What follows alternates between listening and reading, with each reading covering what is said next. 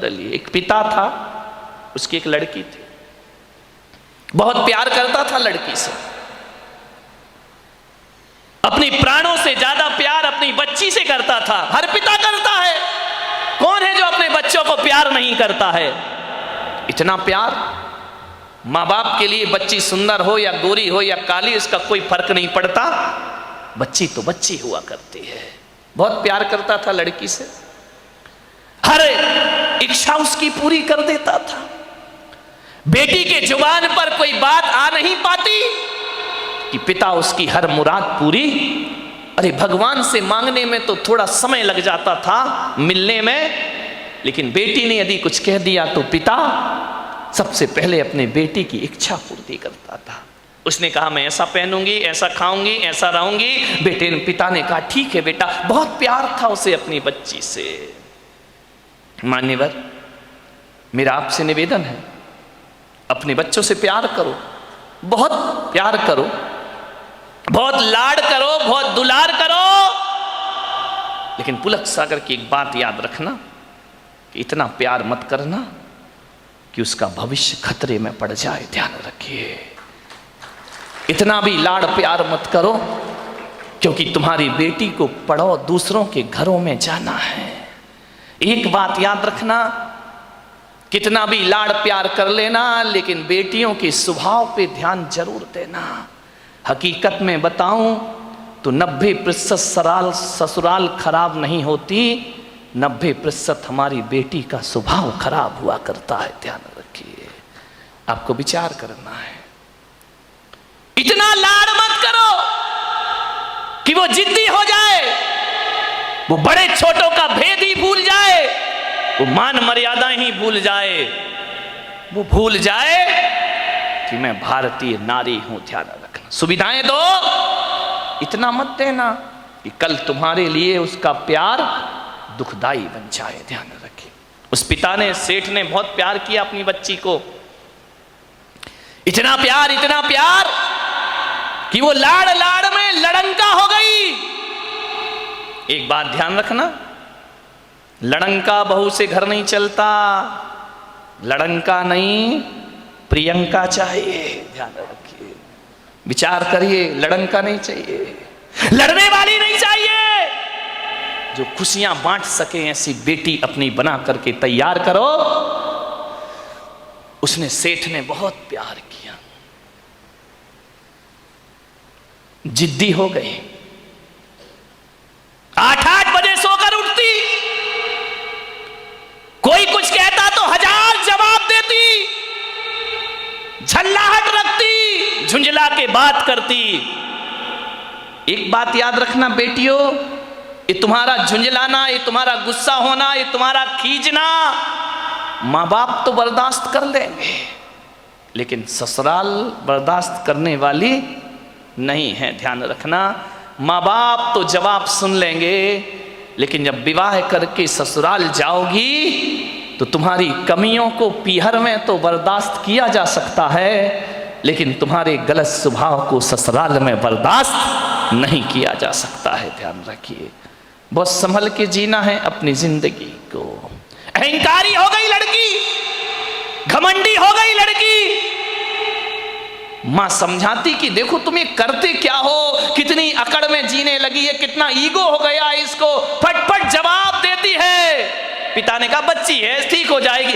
ना बाबा, बच्ची समझ के मत छोड़िए, आपका ये प्यार, आपकी ये ढील उस बच्ची का जीवन भर। मैं विचार करता हूं, आपसे बात करता हूं, एक निवेदन करता हूं बड़ी विनम्रता के साथ कि आज बच्ची की हर डिमांड पूरी करके आप थोड़ी देर को तो खुश हो जाओगे, लेकिन ये आदत यदि बच्ची को लग गई तो जिंदगी भर तुम्हें आंसू बहाना पड़ेंगे। ध्यान रखिए, लड़की को पालना किसी संत की साधना से कम तपस्या नहीं हुआ करती है। मान्यवर, बड़ी हो गई, पिता ने कहा कि अब ये बड़ी हो गई है, और जब बड़ी हो जाए तो माँ बाप को एक ही चिंता रहती है कि मेरी बच्ची का घर बस जाए, मेरी बेटी के हाथ पीले हो जाएं, तो हम इस जिम्मेदारी से मुक्त हो जाएं। शादी कर दी पिता ने एक अच्छे घर में, शादी हो गई, विवाह हो गया, ससुराल। 8 दिन भी नहीं हुए, फोन आ गया पिता के पास। पिताजी, हाँ बेटा बोल, कैसी है? अरे कैसी हूं, मर रही हूं मैं यहाँ पे। मर रही है? ऐसा 8 दिन में तेरा ये हाल हो गया? बोले मैं इस घर में 1 मिनट नहीं रह सकती हूँ, इसी वक्त मुझे आइए लेकर के चलिए, मैं इस नरक में नहीं जी सकती हूँ। पिता ने कहा यार 8 दिन में ऐसा क्या हो गया? अरे बोले सब बेकार है, यदि मुझे जिंदा देखना चाहते हो इसी वक्त आ जाओ, जैसे हो वैसे आके मुझे ले जाइए।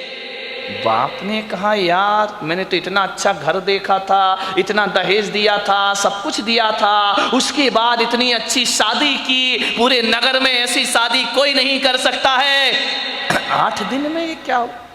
बेटी ने कहा मैं फोन रख रही हूं, जल्दी आओ वापिस, मुझे ले चलो यहां से, नहीं तो बेटी का मुंह नहीं देख पाओगे। लाचार पिता। ध्यान रखना, लड़की का बाप बनना कोई बच्चों का खेल नहीं हुआ करता मेरे भाई। लाचार था वो पिता। क्या करता? एक तरफ तो बच्ची का प्रेम है, 8 दिन हुए चला गया ससुराल में लड़की की। जैसे ही गया किसी ने जय जिनेंद्र भी नहीं किया, किसी ने राम राम भी नहीं की, किसी ने इतना भी नहीं कहा कि समधी जी आइए पधारिए।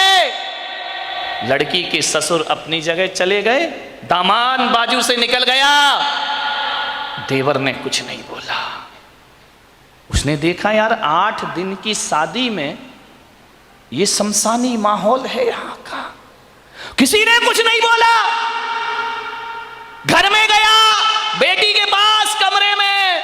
एक बात याद रखना, एक बेटी के गलत व्यवहार से तुम्हारी ही ससुराल में तुम्हारे माँ बाप का अपमान हुआ करता है, ध्यान रखिए।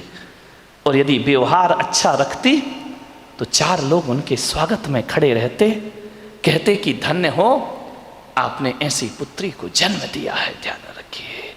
कोई नहीं बोला उससे। गया बेटी के कमरे में, बेटी बात क्या, इसी वक्त चलो, पानी मत पीना इस घर का। अरे पिता ने कहा ऐसा क्या? बोले अभी ले चलो, इसी वक्त पीहर ले चलो, मेरा दम घुट रहा है, मैं यहाँ एक पल नहीं रह सकती हूँ। उसने कहा बेटा रुको, मैं तेरी सासू से पूछ लेता हूँ। बोले क्या पूछना उस डायन से?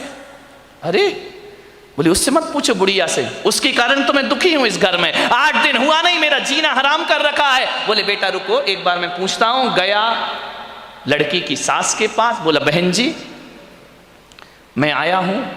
सास ने कहा दिख रहा है, कोई मुझे चश्मा नहीं लगा है, मैं आया हूं, कौन सा बड़ा कमाल कर दिया तुम आए हो तो। पिता ने कहा यार ये कैसा व्यवहार है?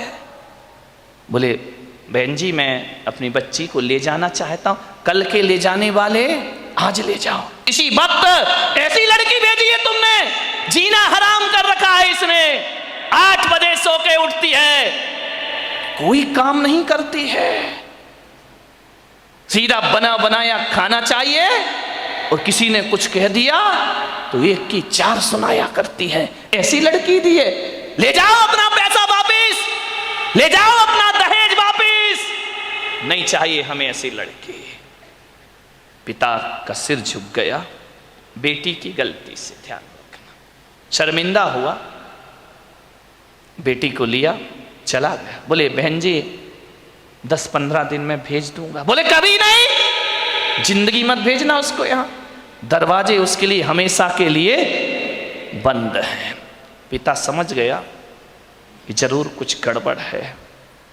बेटी को बिठाया, कार में ले गया घर। रास्ते में पिता ने पूछा कि बेटी एक बात बता, ये माहौल कैसे निर्मित हो गया? बोले पिताजी कहां पटक दिया तुमने मुझे ले जा करके, इससे अच्छा तो कुमारी रह लेती तो अच्छा था। बोले बेटा एक बात बताओ, देखो चिंता मत करो, मैं हूं ना, सब सही हो जाएगा। एक बात बताओ तुम्हारी ससुराल कैसी है? बोले देखी नहीं है क्या, एकदम नरक, ससुराल नरक। बोले बेटा एक बात बताओ तुम्हारी सास कैसी है? बोले डायन। सास डायन, चुड़ैल। अच्छा ससुर कैसे हैं? ससुर राक्षस पूरे। अरे बाप रे, ससुर राक्षस, सास डायन। बोले बेटा अच्छा एक बात बता, जेठ कैसे? बोले धूर्त नंबर 1 का मूर्ख। अरे बोले देवर कैसा है? बोले आवारा बदमाश, यहां वहां घूमते रहता है। अच्छा तो बेटी एक बात बता, ननंद कैसी है? बोले नंबर 1 की चुगली करने वाली चुगलखोर, उसके जैसी लड़की मैंने जिंदगी में नहीं देखी। तो बोले बेटा एक बात बता, तेरा पति कैसा है? बोले साक्षात यमराज है। पति यमराज, ससुर राक्षस, सास डायन, देवर आवारा, जेठ मूर्ख, ननंद चुगलखोर। बोले एक बात और बता दे बेटा, तेरे पड़ोसी कैसे हैं? बोले LLB। बोले LLB? बोले लुच्चे लफंगे बदमाश। LLB तो यही होता है। बोले लुच्चे लफंगे बदमाश। अरे पिता ने कहा यार एक आदमी गलत हो सकता है, 2 गलत हो सकते हैं, पूरी ससुराल का हर मेंबर गलत है। ससुराल तो छोड़ो, पड़ोसी भी गलत है। समझदार पिता था। ध्यान रखना, लड़की के माँ बाप को बहुत समझदार होना पड़ता है। उस पिता ने कहा कि अब गड़बड़ ससुराल नहीं, गड़बड़ मेरी लड़की है। एक भी तो अच्छा नहीं है पूरे घर में, जो देखो सब इसके खिलाफ है, जो देखो सबकी ये बुराई कर रही है। बोले बेटा चिंता। बोले पिताजी अब मैं कभी नहीं जाऊंगी। बोले मत जाना, तेरे बाप का घर है, आराम से रहना। बेटी अपने यहां किसी चीज की कमी नहीं। ले गया पीहर में। अब चली तो गई, भाभी ने देखा अच्छा आ गई देवी जी, इसका मतलब है कि अब विचार बना कि अभी यहीं रहेंगी। तो भाभी ने कहा ला चाबी इधर। कहाँ की भाभी? अभी ध्यान रखना 2-4-8 दिन को जाओ तो भाभी भी इज्जत करती है, और जब रोज रोज रहने लगो तो भाभी भी कहती बहुत हो गई दीदी दीदी, जीजी जीजी, अब साइड हो जा, चल उठ, खाना बना, चाय ला, नाश्ता ला, बहुत ऐसो आराम हो गए तेरे। उसने कहा यार भाभी तुम तो मुझे इतना प्यार करती थी। अरे बोले करती थी प्यार, तरीके से रहे तो प्यार करे, अब तू ससुराल छोड़ के आ गई, यहीं रहेगी क्या? हमारी छाती पे दाल दलेगी। अरे उसने कहा यार भाभी का तो नेचर बदल गया, ज्यादा लड़की पीहर में रहेगी इज्जत खराब हो जाएगी मेरे भाई। ध्यान रखना, लड़की की शान पीहर से डोली उठना है और ससुराल से अर्थी उठना, ये लड़की की शान हुआ करती है, ये लड़की का जीवन हुआ करता है। भाभी का व्यवहार, मंदिर गई 1 दिन 2 दिन 5 दिन 2 महीने हो गए, अब तो मंदिर वालों को परेशानी हो गई, पूछने लगे क्यों लेने नहीं आ रहे क्या? अब तेल जले तेली का, दिल जले मसालची का। बाप के यहाँ रह रही, पड़ोसी का पेट दुख रहा है। जो भी सहेली मिलती क्यों, कहाँ घूम रही, जीजा जी नहीं आए क्या? अरे उसने कहा सत्यानाश हो वो जीजा का, ना मुझे ससुराल में रहने दे रहा है, ना पीहर में रहने दे रहा है। जहां जाए, शादी में जाए, पार्टी में जाए, कहीं भी जाए, हर कोई पूछे क्यों लेने नहीं आ रहे, छोड़ दिया क्या? अरे उसने कहा यहां जीना तो और भी। हरा मेहमान पूछे, रिश्तेदार पूछे, जो देखो वो टोके, ससुराल नहीं जाती है, 3 महीने हो गए, झगड़ा चल रहा है क्या, कुछ अनबन है क्या? अरे उसने कहा मैं तो मर गई, वहां से गई यहां, आसमान से गिरी और खजूर पे।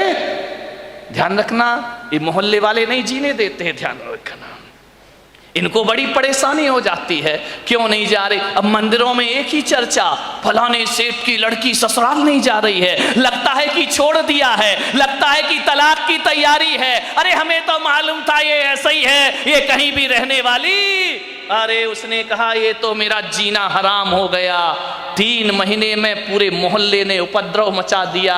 बोले सेठ जी ये लड़की जाती नहीं है क्या? अब सेठ क्या बोले?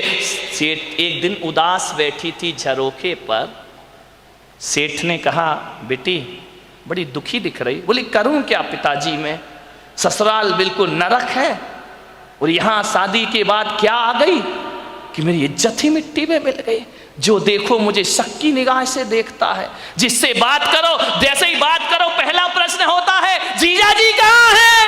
अब वो जीजा ने तो मेरा जीना हराम कर दिया है, इससे अच्छी तो पिताजी मेरी शादी ही नहीं होना थी। ध्यान रखना, यदि मोहल्ला टोंकता है, समाज टोंकती है, तो ये बुरी बात नहीं है, ऐसे ही टोंका करो, किसी का उजड़ा हुआ घर फिर से बस जाएगा। ध्यान रखिए, मानने बहुत दुखी हो गई वो। पिता ने पूछा, बेटी एक काम करेगी? बोले क्या? बोले अपने नगर में एक महाराज पधारे हैं, बड़े पहुंचे हुए संत हैं, मैंने तेरी चर्चा उनसे की है। क्या बोले महाराज? बोले पहले सुन ले शांति से। उन्होंने मुझे एक मंत्र दिया है, यदि इस मंत्र की मैं साधना करूं, मंत्र का जाप करूं, तो 6 महीने में ससुराल तेरी मुट्ठी में आ जाएगी। मुट्ठी में आ जाएगी? बोले अब लड़की चाहती क्या है? इनको सबसे बड़ा दुख क्यों है कि किसके अंडर में मैं रहूं? ये तो ये चाहते कि जाते ही साथ मेरा राज्य हो जाए, मैं महारानी बन जाऊं, सब लोग मेरे इशारे पर काम करे। इनको राजपाट चाहिए और कुछ नहीं चाहिए। ध्यान रखना, बहू को चाहिए घर की चाबी, घर की मालकियत। वो किसी के अनुशासन में रहना नहीं चाहती है, लोगों को अनुशासन में रखना चाहती है। पिता ने कहा, बेटा 6 महीने में तेरी ससुराल का पूरा वातावरण बदल जाए तो तू ससुराल जाना चाहेगी? उसने कहा, पिताजी क्यों नहीं जाना चाहूंगी। अब अकल आ गई उसको ठिकाने। ज्यादा बहू गड़बड़ करे ना तो 1 आध साल छोड़ दिया करो, अपने आप आएगी लौट के वापस। ध्यान रखना। अब अकल आ गई उसको कि क्या करूं। बोले हाँ पिताजी जा सकती हूं मैं। बोले सब तेरी मुट्ठी में होगा। बोले सब होगा? बोले हाँ। तो बोले मैं जा सकती हूं पिताजी। पति? बोले वो तेरे आगे पीछे घूमेगा। सास? अरे तेरे पैर छुएगी वो। सास पैर छुएगी? बोले हाँ। अरे ऐसी ससुराल तो चाहिए थी मुझे। बोले मैं, महाराज ने क्या कहा? बोले महाराज ने ये कहा कि मंत्र। बोले पिताजी देखो ये मंत्र मुझसे नहीं होगा, ये कठिन काम है। बोले एक काम कर, महाराज ने ये कहा है कि मंत्र तो मैं जप लूंगा, साधना तू कर लेना। बोले मंत्र तुम जपो, साधना मैं करूं? बोले हाँ, तुरंत इफेक्ट पड़ेगा। तो बोले पिताजी मुझे क्या साधना करना है? बोले साधना तुझे इतनी करना है कि 6 महीने किसी को जवाब मत देना, किसी को भी कोई कुछ भी बोल दे, 6 महीने जवाब मत देना, और 6 महीने किसी से अकड़ना मत, झुक करके जीना, ईमानदारी से काम करना। बोल तैयार है? बोले पिताजी तैयार हूं, बस 6 महीने ना। बोले हाँ। उससे ज्यादा तो नहीं? बोले नहीं, उसके बाद ससुराल मेरी मुट्ठी में। अरे बोले तुरंत मुट्ठी में। वो बोले नहीं हुई तो बेटा अपना घर है, वापिस जाना। गया, तैयार हो गई, पिता ले गया ससुराल में। जैसे ही पहुंचा सबने देखा, फिर आ गई ये आफत की जान है। कोई नहीं बोला इनसे, न ननन ने बोला कि भाभी आ गई, न देवर ने बोला भाभी आ गई, न जेठ ने बोला बहू आ गई। पति ने कहा फिर आ गई कलमुही इस घर को बर्बाद करने। गुस्सा तो इतना आया उसे, लेकिन पिता ने कहा साधना, ध्यान रख, कुछ भी मत बोल। 6 महीने गई, पिता ने छोड़ा। सास से बोला कि बहन जी ये रखिए इसको, बदल गई। बोले ये क्या बदलेगी, वापिस ले जाओ इसको, मैंने मना किया था ना कि हमारे यहां मत भेजना। एक मौका तो हर किसी को दिया जाता, इसको देने का प्रयास करिए। सास ने कहा ठीक है। गई, सुबह उठी, 8 बजे उठती थी, 6 महीने मुझे 6 बजे उठना है। उठी, गई, सासू के पैर पड़े। अरे सास ने कहा ये क्या है, ये पैर पड़ रही मेरे। बोली अम्मा जी आशीर्वाद दो कि आज का दिन सुख शांति से बीते, शुभ बीते। तुम आशीर्वाद दे दो तो सुख शांति, सास खुश हो गई तो फिर तो शांति शांति है। बोली अम्मा जी आशीर्वाद दो मैं सबको खुशियां बांट सकूं। अम्मा ने कहा यार ये बोल क्या रही है। ठीक ठीक बेटा आशीर्वाद। जा रही थी, एक पैर की चोट लगी, कांच का गिलास फूट गया। ससुर ने कहा अंधी है क्या, दिखता नहीं है तुझे? आते ही 7 उपद्रव शुरू हो गए तेरे। जब तक नहीं थी बड़ी शांति थी, गिलास फोड़ के रख दिया। अब गुस्सा इतना आया, उसने कहा बुढ़े यदि मेरा बाप मंत्र नहीं जप रहा होता तो गिलास तेरे सिर पे फूटता, लेकिन अब मैं कुछ बोल नहीं सकती हूं, मजबूर हूं। क्या बोलूं? पिता का चेहरा याद आया। बेटा कुछ जवाब नहीं देना। चुप रह गई। बोली पिताजी गलती हो गई, कल से ध्यान रखूंगी। बाप ने कहा यार ये गलती हो गई, इसके मुंह से तो गलती शब्द हमने सुना ही नहीं है। एक कहते थे तो 100 जवाब देती थी, 1000 जवाब। आज कह रही गलती हो गई। उसने कहा बुढ़े रुक जाओ, 6 महीने बाद तुझे नहीं इस घर से निकाला मैंने तो मेरा नाम भी, कौन बोला झांसी की रानी नहीं है, ध्यान रखना, विचार करिए। एक बात ध्यान रख, बस 6 महीने, इसका जवाब तुझे 6 महीने बाद दूंगी मैं, ध्यान रखना। गई सुबह से नाश्ता बना रही, चाय बना रही, सास के कान में आवाज गई। उसने अपनी बेटी से कहा बेटी देख रसोई में इतने सुबह सुबह कौन गया है, कोई बिल्ली इल्ली तो नहीं है। ननन ने कहा बिल्ली नहीं है, ये अपनी वाली बिल्ली है। तो बोले कर क्या रही है? बोले नाश्ता बना रही है। अरे बाप रे, देवर के लिए थाली परोसे, जेठ के लिए सब व्यवस्था करे, पति का ध्यान रखती, ननन से प्यार करती, सहेली जैसी रहती, और बस अंदर क्या आग लगी थी, ये सब ड्रामा कब तक का है, 6 महीने का ड्रामा है, बस ध्यान रखना। सबको मेरी मुट्ठी पे चलना पड़ेगा, जीना पड़ेगा। देखा 1 दिन बीते, 2 दिन, महीने भर हो गए, इतना व्यवहार चेंज। सास ने कहा बेटा तू वही वाली है या तेरे पिताजी ने बदल के भेज दी है, तुम जुड़मा तो नहीं थी। बोले नहीं अम्मा जी कैसी बात कर रही हो, ये घर मेरा है, ये स्वर्ग से सुंदर मेरा घर है, मैं इस घर को बसाऊंगी। सास ने कहा बेटा तू इतनी चेंज हो जाएगी। माँ बुढ़िया रुक जा, 5 महीने तो बचे, फिर बताऊंगी मैं तुझे।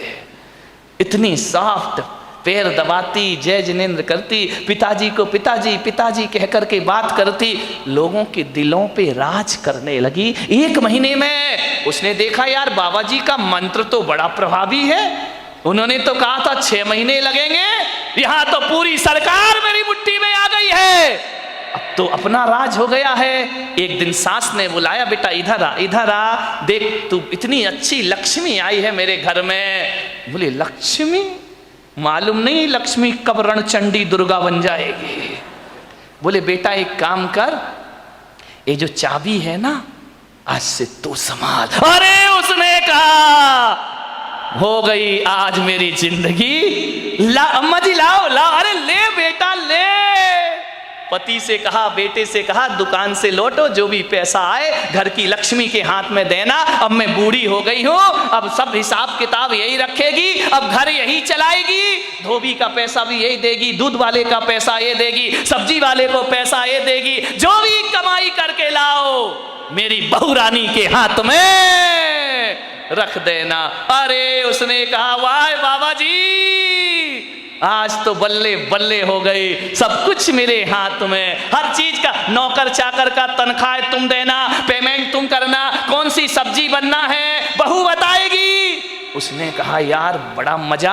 अब ससुर जी क्या करें, दुकान से लौटे तो लौटते समय क्या करें, वो बहू के लिए कुछ ना कुछ लेकर जरूर आया करते थे। कभी पेड़ा लेकर आ जाए, कभी लड्डू लेकर आ जाए, कभी आइसक्रीम लेकर आ जाए। अरे उस बहू ने कहा यार कितने मजे हो गए यहाँ पर। ध्यान रखिए, बुजुर्गों से मेरा निवेदन है, ससुर से मेरा निवेदन है, सास से मेरा निवेदन है, जब भी बारामती से कहीं बाहर जाओ, घूमने जाओ, कहीं भी जाओ, कुछ लेकर आओ या ना आओ, अपनी बहू के लिए एक साड़ी लेकर जरूर आया करो, अपनी बहू के लिए कुछ ना कुछ सामान। ये तालियां बहुओं ने बजाई क्या सासुओं ने? बड़ी होशियार है, बहुओं ने बजाई, मजा आ गया। आज हो गई सासुओं की धुलाई। लेकिन ये सासुएं इतनी बेईमान हैं, बाहर जाएंगी लड़की के लिए लेकर आएंगी, बहू के लिए नहीं लाएंगी। ध्यान रख, ये छोटी छोटी बातें हैं, ध्यान रखना। यदि हर बार ससुर जी घर लौटे, रोज घर लौटो, कुछ ना कुछ बहू को लेकर आओ। तुम बाहर जाओ सासुओं तो कुछ ना कुछ लेकर जरूर आओ। अरे एक नया मंगलसूत्र ही लेकर आ जाया करो, और कुछ ना मिले तो कौन बोला अच्छी सुंदर सी चप्पल ले आया करो। नहीं चप्पल मत लाना, बहू का मूड बिगड़ जाए तो। एक मोबाइल ले आया करो कि मेरी बहू को मोबाइल। ध्यान रख, इन बातों से कुछ होता नहीं है, लेकिन बहू के मन में ये भावना आती है कि बाहर घूमने के बाद भी मम्मी ने मेरा ख्याल रखा है। आपके प्रेम के संबंध बन जाएंगे, आपकी आत्मीयता के संबंध बने जाएंगे। आप चाहते हो ससुर जी बोलो कि घर में हमारा कोई इंतजार करे, वैसे तो बुढ़ों का कोई इंतजार नहीं करता है, चाहते हो कि कोई इंतजार करे? इंतजार फोकट में नहीं होता मेरे भाई। यदि रोज मीठा लेके आओगे तो बहू कहेगी पापा जी नहीं आए, आज लेट हो गए, अभी तक नहीं आए। वो इंतजार तुम्हारा नहीं कर रही है, गुलाब जामुन का कर रही है। किसी भी बहाने घर में इज्जत तो बनाओ मेरे भाई, ध्यान रखिए। तीर्थों पे जाओ तो बहू को लेकर कुछ ना कुछ आइए। आप बताइए, आप सोचिए, विचार करिए, आपके संबंध अच्छे, ससुर जी लौटे, बहू के लिए कुछ ना कुछ लेकर आए। धीरे धीरे 1 महीने में परिवार तो बदल गया, दूसरे महीने में बहू के विचार भी बदल गए। सबके साथ ऐसे रहने लगी, ऐसे रहने लगी। एक दिन रक्षाबंधन का त्योहार आया, भाई लेने आया। भाई ने कहा बेटी दीदी राखी का त्योहार है, घर चलना है। तो मालूम है बहू क्या बोली? मेरी मम्मी से पूछ लो। जब पहली बार नजारा क्या था कि भाड़ में जाए वो डायन, आज क्या कह रही है? मेरे पिताजी से पूछ लो, मेरी मम्मी से पूछ लो। भाई ने कहा जी तू ड्रामा कर रही है, हकीकत का मामला है। बोले चुप बैठ, पूछ के आजा। गया, अम्मा जी दीदी को ले जाऊं। अरे बेटा कहां ले जा रहा है? बोले रक्षाबंधन है। बोले बेटा त्योहार है तो मैं मना नहीं कर सकती, लेकिन जब से तेरी बहन इस घर में आई है स्वर्ग जैसा वातावरण हो गया है। वो ना रहेगी तो हमारा मन ना लगेगा, वो ना रहेगी तो एक दिन काटना मुश्किल है। देवर बोला भाभी जल्दी लौट कर आना। ननंद की आंखों में आंसू आ गए। ससुर ने कहा बेटी तू मेरी बुढ़ापे की लाठी है, जल्दी घर वापस लौट के आना। देखो भैया राखी बंधे और दूसरे दिन भेज देना मेरी बेटी को, इसके बिना हमारे घर की शोभा। भाई ने देखा ये बात, गई घर पीहर। जैसे ही पहुंची पिता ने पूछा बेटी ससुराल कैसी है? बोले एकदम स्वर्ग पिताजी। अरे बोले वो नरक थी ना? अरे नरक नरक नहीं, बिल्कुल स्वर्ग है। और बोले पिता बेटा ये बता तेरा वो राक्षस ससुर। यार पिताजी तुम मेरे ससुर को राक्षस मत बोलो, देखो इतने अच्छे हैं, कभी तुम्हारी याद तक नहीं आती है जब तक उनके साथ रहती हो। मेरा जीवन बदल गया पिताजी। अरे बोले वो डायन सास। अरे इतना प्यार तो मम्मी नहीं करती जितना प्यार मुझे मेरी सास किया कर। अरे बोले वो आवारा देवर। बोले आवारा मत बोलो पिताजी, अब मुझे बुरा लग जाएगा। बुरा लग जाएगा? बोले हाँ लक्ष्मण की तरह मेरा देवर है, दिन भर भाभी भाभी भाभी भाभी करते रहता है। अरे बोले वो चुगली करने वाली ननंद। चुगली नहीं, इतनी सम्मान और इज्जत। आज मुझे पता चला ससुराल में जाके कि घर में एक छोटी बहन का होना भी बहुत जरूरी हुआ करता है। बिल्कुल बहन सहेलियों जैसी रहती है। और बोले पिता बेटा वो तेरा धूर्त मूर्ख जेठ अरे बड़े भाई का रोल अदा करता है पिताजी। और बोले वो राक्षस वो तेरा यमराज पति। बोले देखो पिताजी अब बर्दाश्त नहीं होगा, यमराज यमराज कहोगे, भला है बुरा है जैसा भी है, मेरा पति मेरा देवता है। अरे बोले वो LLB पड़ोसी, उनके जैसे पड़ोसी पिताजी दुनिया में ढूंढने जाओ तो मिलने वाले नहीं है। बाप ने बेटी को छाती से लगा लिया और कहा शाबाश बेटी, आज तूने अपने बाप का माथा ऊंचा कर दिया है, आज तूने अपने पिता को गौरव दिला दिया है। आज मैं समझ रहा हूं कि आज मेरी जिंदगी का सबसे अच्छा दिन है कि मेरी बेटी का घर स्वर्ग बन गया है। बेटियों से निवेदन है यदि आप खुश रहोगी ना तो पीहर में माँ बाप भी खुश रहेंगे। ध्यान रखिए उनके जीवन में भी वो आनंद बरसेगा। क्या चाहते हैं एक माँ बाप कि हमारी बेटी को सुखी रहे, इसका ध्यान रखिए। ससुराल में यदि आपने व्यवहार बिगाड़ा तो माँ बाप की आंखों में आंसू आएंगे। सास ससुर रोएं या ना रोएं, माँ बाप सुबह सुबह कर आंसू बहाएंगे। ध्यान रखिए। एक जीवन बदल दिया उस लड़की ने। लड़की ने पूछा कि पिताजी एक बात बताओ, वो मंत्र कौन सा जप रहे थे तुम जिसकी मैं साधना कर रही थी? बोले बेटा हकीकत में बताऊं तो मैंने कोई मंत्र नहीं जपा। तो फिर इतना असर कैसे हो गया? बोले मेरे जाप से असर नहीं हुआ बेटे, तेरी साधना से तेरा जीवन बदल गया, परिवर्तित हो गया है। तूने जवाब नहीं दिया, सबका सम्मान किया, इस कारण तेरा घर स्वर्ग बन गया है। बोले अच्छा पिताजी। बोले बेटा, व्यवहार बदलने से वही घर स्वर्ग हो जाता है जो कभी नरक में परिवर्तित हुआ करता है। ध्यान रखिए, व्यवहार बदलना है। अकेली बहू व्यवहार ना बदले, सासुओं को भी अपनी जिंदगी बदलने का प्रयास करना चाहिए। यदि बहू आपको इज्जत देती है, सम्मान देती है, तो सास को भी मां जैसा प्यार देने का प्रयास करना चाहिए। ऐसा ना हो कि मेरे प्रवचन से बहू बदल जाए और सास ललिता पवार बन करके खड़ी हो जाए। ध्यान रखिए, नहीं, फिर मेरा प्रवचन कोई असर नहीं करेगा। यदि बहू सीता जैसी है तो तुम ललिता पवार मत बनो, मेरी अम्माओ, जगत जननी जगदम्बाओ, निरूपा राय बन जाओ और अपने घर को स्वर्ग बनाने का प्रयास। संगति का जीवन में बहुत फर्क पड़ा करता है। एक संत के पास 2 तोते थे। एक आदमी उनके यहां बैठने गया संत जी के दर्शन करने। दोनों तोते अलग अलग पिंजरे में बंद थे। अब जैसे ही पहुंचे तो एक तोता बोला, आइए, राम राम, स्वागत है आपका, स्वागतम, आइए बैठिए। आदमी को बड़ा अच्छा लगा कि यार तोता कितना मीठा बोल रहा है। जय जिनेन्द्र, राम राम, आइए भाई साहब बैठिए, अतिथि देवो भव, आपका स्वागत है, आपका सम्मान है। इतना सुकून मिला उसको। वो मुड़ा थोड़ा सा दूसरे तोते की तरफ। दूसरा तोते ने इतनी गालियां बकी, इतनी गालियां बकी, मारो, काटो, पीटो, पकड़ो, लूटो। अरे उसने कहा कि संत जी क्या मामला है? एक तोता गालियों पे गालियां बक रहा है और एक तोता आइए स्वागतम बड़ा मीठा शब्द बोल रहा है। संत ने कहा, मैंने इन तोतों से कुछ जिंदगी का पाठ पढ़ा है। बोले क्या पाठ पढ़ा है?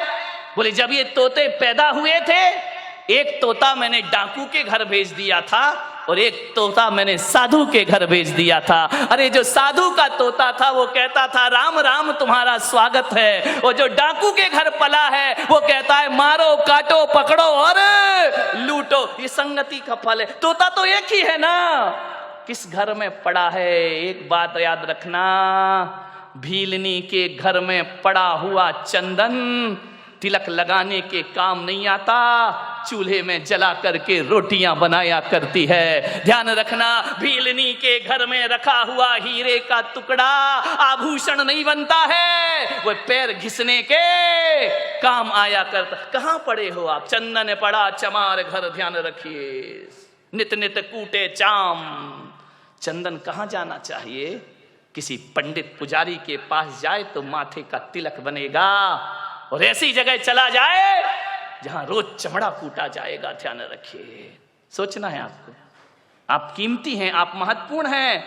दोस्ती को ध्यान में रखिए, किसके साथ आपका उठना बैठना है। एक बात याद रखना, मैं खाने में बैठकर दूध पीना खराब है। ध्यान रखिए, मैं खाने में बैठकर दूध भी पियोगे तो शराबी का दर्जा मिलेगा तुम्हें, इतना स्मरण रखना। और संत के दरबार में पानी भी पियोगे तो पानी नहीं, अमृत और आशीर्वाद का नामों से दिया जाता है, अमृत पान हुआ करता है। चीज तो वही है, चीज में क्या फर्क पड़ता है? संगति किसकी कर रहे हो? अच्छे लोगों की संगति करो, ऊंचे लोगों की संगति करो। ऊंचे लोग, ऊंची पसंद। कौन बोला? माणिक चंद। ध्यान रखिए, मान संगति कैसे करना है, ऊंचे विचार। मैं जब स्कूल में पढ़ता था, पढ़ाई में बहुत वीक था, बहुत कमजोर। हकीकत बताऊं, धक्के लग लग के पास होता था, पढ़ाई में मन ही नहीं लगता था, दुनिया भर की शैतानी में मन लगता था, पढ़ने लिखने में कोई दिमाग नहीं, बस इसी में खुश थे। कभी देखने ही नहीं कितने परसेंट, और हमारे समय तो परसेंटेज का लफड़ा ही नहीं था। इस क्लास से उस क्लास में चले गए, पास हो गए, ना माँ बाप को कुछ पड़ी है ना हमें कुछ पड़ी है। जाकर के देखा, बोले क्या रिजल्ट पास, नाचते गाते आ गए, जानते ही नहीं थे 90% क्या होते हैं। आजकल के बच्चे को तो 98% आ जाए तो डिप्रेशन में चला जाता है, 2% कम क्यों हुए। हम लोग तो कोई लफड़े ही नहीं था, आ गए, पास हो गए, निकल गए, बैठ गए अगली क्लास में, कोई परसेंटेज की बात नहीं थी। कई बार तो 5 नंबर का ग्रेस भी लग के अगली क्लास में बिठा दिया जाता था। मान्यवर सोचिए, बड़ी पढ़ाई बड़ी मजेदार थी। फेल भी हो गए तो कोई टेंशन नहीं। एक लड़का फेल हो गया था हमारी क्लास में बचपन में। अब वो फेल तो हो गया बेचारा, बड़ा रो रहा। मैंने कहा काहे को रोता है यार, हो गया, फेल हो गया। स्कूल अगर आए तो पढ़ना ही पड़ेगा, पढ़ाई गर जहर है तो पीना ही पड़ेगा। उस समय मैंने कविता लिखी थी, गिर गिर के पढ़ाई में संभलते ही रहेंगे। ये मेरी बचपन की कविता। गिर गिर के पढ़ाई में संभलते ही रहेंगे, गर फेल भी हो जाए तो पढ़ते ही रहेंगे। जिसने किया फेल वही पास करेगा, पढ़ाई अगर जहर तो पीना ही पड़ेगा। हाँ, कितने खुश हो गए। देखो ऐसी बातें इतनी जल्दी आ जाती हैं। अरे जो फेल कर रहा वही पास करेगा, टेंशन काहे को ले रहा है, अभी नहीं करेगा अगले साल करेगा। आज की पढ़ाई बिल्कुल अलग हो गई है। ध्यान रखना, मैं पढ़ता था, पीछे की लाइन में बैठता था, मेरे नंबर कम आते थे। मेरे एक शिक्षक थे, आज मुझे स्मरण में आ रहे हैं, डी भारत, क्रिश्चियन थे। वो मुझे बहुत प्यार करते थे बचपन में। वृद्ध थे, रिटायर्ड होने के बाद भी वो स्कूल पढ़ाते थे कि मैं सरकार की पेंशन जो मिलती है ना, ये फ्री में नहीं खाऊंगा, जब तक हाथ पैर चल रहे हैं स्कूल रोज आऊंगा। ऐसे वह शिक्षक थे। उन्होंने एक दिन मुझे बुलाया कि इधर आओ, तुम देखने में तो बड़े अच्छे हो। उस समय तो मैं अच्छा ही था। क्यों अभी गड़बड़ लग रहा हूं क्या? ध्यान रखिए। उन्होंने कहा इधर आओ, तुम पढ़ते लिखते क्यों नहीं हो? मैंने कहा पढ़ता तो दिमाग में कुछ नहीं चढ़ता है। बोले नहीं चढ़ेगा।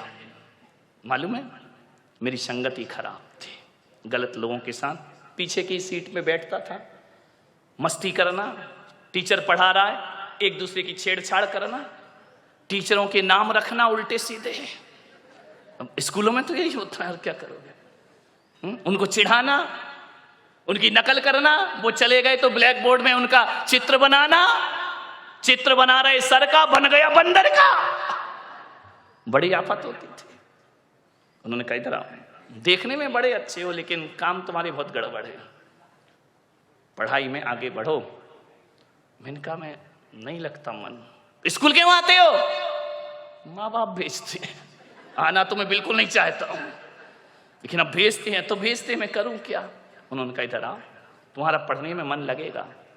मैं 8th क्लास तक बहुत घटिया नंबर से पास होता था, बड़ी मुश्किल से। उन्होंने मुझे कहा आज से मेरा आदेश है, तुम पीछे की सीट में नहीं आगे की सीट में आकर के बैठोगे। पीछे की सीट पे वही बैठता है जो पढ़ाई से जी चुराता है, जो क्लास में मस्ती करना जानता है। ये आगे की सीट में जितने लड़के बैठे सब इंटेलिजेंट बच्चे हैं। और बेटा मैं कहता हूँ आज से होशियार बच्चों के साथ रहो, तुम्हारा सोच बदलेगा, तुम्हारा चिंतन बदलेगा।